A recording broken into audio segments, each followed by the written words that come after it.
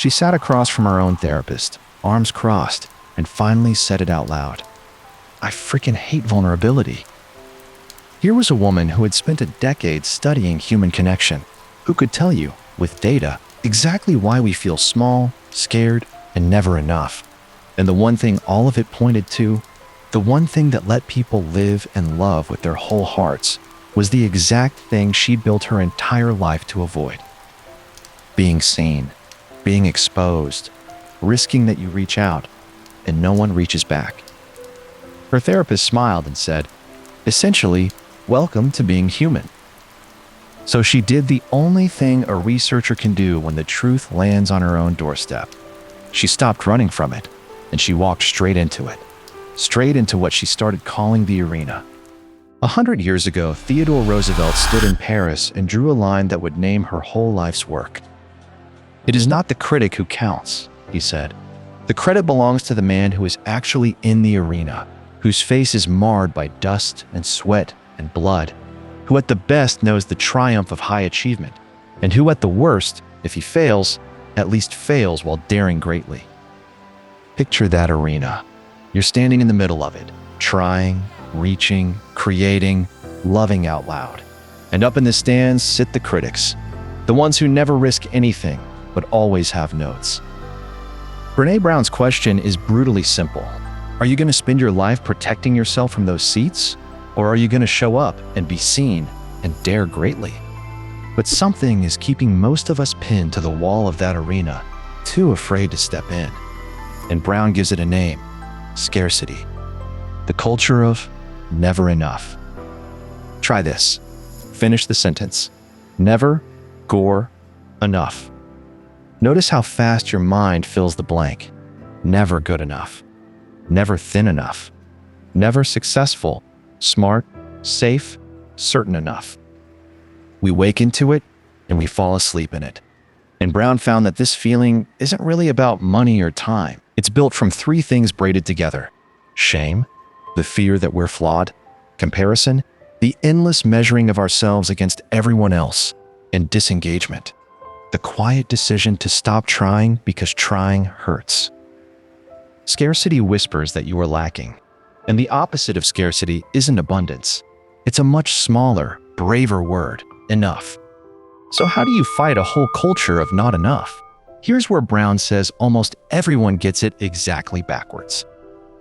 We've been taught one great lie, that vulnerability is weakness, that to feel exposed, uncertain, at risk, the lump in the throat before you say I love you, ask for help, share the work no one's seen, is something to be ashamed of. 10 years of data told her the opposite. Vulnerability, she writes, is the birthplace of love, belonging, joy, courage, empathy, and creativity. Every good thing you want most is on the other side of a moment of exposure. She even defines the word precisely. Vulnerability is uncertainty, risk, and emotional exposure, not weakness. The truest measure of courage there is. But knowing that on paper is easy, living it nearly broke her. Because a few years earlier, Brown had stood on a small stage in Houston and done the unthinkable for a researcher. She told the truth about herself.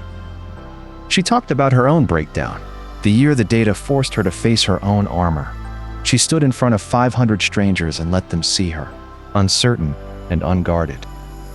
Then she drove home in a full-body panic. She calls it a vulnerability hangover, that morning after dread when you're sure you've shown too much. She wanted to hide for a week.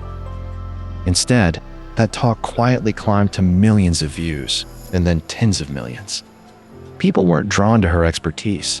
They were drawn to the crack in it, to a scared human being who showed up anyway. The thing she feared most was the thing that connected her to the world. Now, before you go post your deepest secrets online, Brown draws a hard line. Vulnerability is not letting it all hang out to just anyone. It's shared with people who have earned the right to hear it. And trust, she says, isn't built in grand gestures. Her daughter Ellen came home from school crushed after a friend betrayed a secret and the whole class laughed. Brown reached for a jar on the counter, the one where the teacher dropped a marble every time the class worked together, and took one out when they didn't. Trust, she told Ellen, is a marble jar. It's filled one small marble at a time. The friend who remembers your grandmother's name, who saves you a seat, who covers for you. Nobody hands you the whole jar. You fill it in tiny, ordinary moments, or you empty it the same way. So if vulnerability is the path in, what's the wall keeping us out? Brown spent 6 years chasing it, and it has a name most of us won't say out loud: shame. Not guilt, shame. She defines it as the intensely painful feeling that we are flawed and therefore unworthy of love and belonging.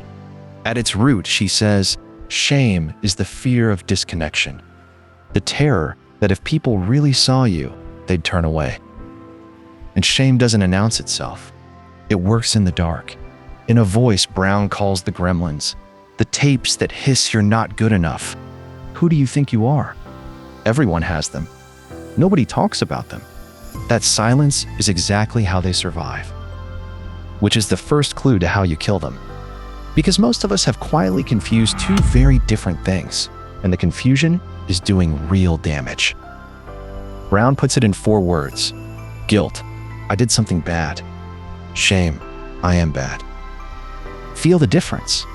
Guilt holds up what you did against who you want to be, and it stings. But it can push you to apologize, to change, to do better. Guilt can be useful. Shame doesn't say you made a mistake. Shame says you are a mistake. And that feeling doesn't make people better. Brown found it's linked to the very things we fear most: addiction, violence, depression, aggression. People don't change when you make them feel worthless. They just hide or they lash out. So how do you survive the thing designed to make you disappear? The answer is almost absurdly simple, and it's the one move shame cannot survive. Shame hates having words wrapped around it, Brown writes. If we speak shame, it begins to wither. Say it out loud to someone safe, someone who meets you with empathy instead of judgment, and the gremlin loses its power. If we can share our story with someone who responds with empathy, she says, shame can't survive. She calls it becoming real. Like the old story of the Velveteen Rabbit, you become real not by staying shiny and new, but by being loved through the wear and tear, the loose joints, the rubbed-off fur. Empathy is the antidote, and empathy requires 2 people daring greatly at once, one brave enough to tell the story, and one brave enough to say, me too. Unless you think the researcher had risen above all this. One Sunday morning, an email arrived that dropped her straight into the pit. Someone she'd trusted had criticized her, and a careless reply had gone to a wide list. Brown felt the heat crawl up her neck, the room narrow. The gremlins woke instantly. See? You're a fraud. Who do you think you are? She had 2 familiar exits: go small and wounded, or go sharp and cutting. Instead, she did the thing she now teaches. She called her sister. She called a friend. She said the shame out loud to people who love her. And within minutes, the story loosened its grip. Not because the email stopped stinging, but because she'd refused to carry it alone in the dark. The expert isn't immune. She's just practiced. For years, Brown had studied only women's shame, the impossible web of do it all, do it perfectly, and never let them see you sweat. Then one night, a tall man in a yellow golf sweater waited out his wife at a book signing and cracked the other half of the world open. What about men and shame? He asked. She admitted she mostly studied women. He nodded. Well, that's convenient. Then his eyes filled. We have shame, deep shame. But when we reach out and share our stories, we get the emotional daylights beat out of us. He nodded toward his wife and daughters at the back. They'd rather see me die on my white horse than watch me fall off. For women, shame is a web of expectations. For men, it's a single box. Do not be perceived as weak. And we all help build the cage. He wasn't wrong, and a classroom full of 20-somethings proved it in the rawest way Brown had ever seen. They were talking about sex and bodies. A young woman said what so many of us feel. How can you be present with someone you love when you're terrified of how your body looks? Worried about your back fat? A young man, recently home from the military and freshly divorced, slammed his hand on the desk. It's not about the back fat. Stop making up what we're thinking. What we're really thinking is, Do you love me? Do you want me? Am I good enough? Half the men in the room put their faces in their hands. Underneath the armor, on every side, the same trembling question. Am I enough for you to stay? So we build armor. Brown says it's the most human thing in the world and the most quietly destructive. She names the paradox at the heart of it. Vulnerability is the last thing I want you to see in me, but the first thing I look for in you. We crave realness in others while hiding our own. We want the connection, but not the exposure that's the price of it. So, we suit up. Over a lifetime, we assemble a whole armory against being hurt, a set of shields we grab without even noticing. And they work. They keep us safe. They also keep us small, alone, and half alive behind the metal. Brown found 3 we reach for most, and the first one hides inside our happiest moments. Watch what happens the next time everything is going well. You stand over your sleeping child, flooded with love, and a picture flashes of something terrible happening to them. You get the good news and instantly brace for the catch. Brown calls it foreboding joy. Joy is the most vulnerable feeling we have, because to feel it fully is to have everything to lose. So we rehearse tragedy. We dress rehearse disaster to soften the blow that may never come. We refuse to let ourselves be happy, thinking it'll protect us. It doesn't. It just robs us of the joy we're standing in right now. And the people who let themselves feel joy anyway, they all share one habit. Not a lucky life, a practice. Gratitude, not the feeling. The active daily practice of naming what's good right here before it's gone. The second shield is the one we're actually praised for wearing. Perfectionism. And Brown wants to be clear. It is not the same as striving to be your best. Perfectionism, she writes, is a self-destructive and addictive belief system built on one hope. If I look perfect and do everything perfectly, I can dodge the pain of judgment and shame.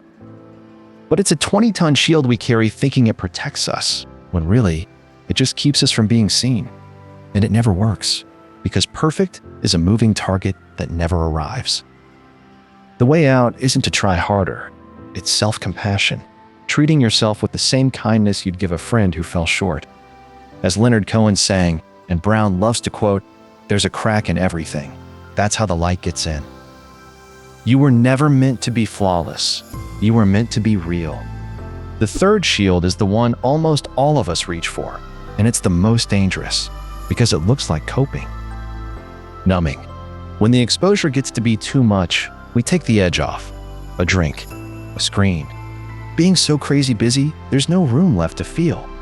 Brown found we're the most in-debt, obese, medicated, addicted adults in history, and a lot of it is just this, trying not to feel.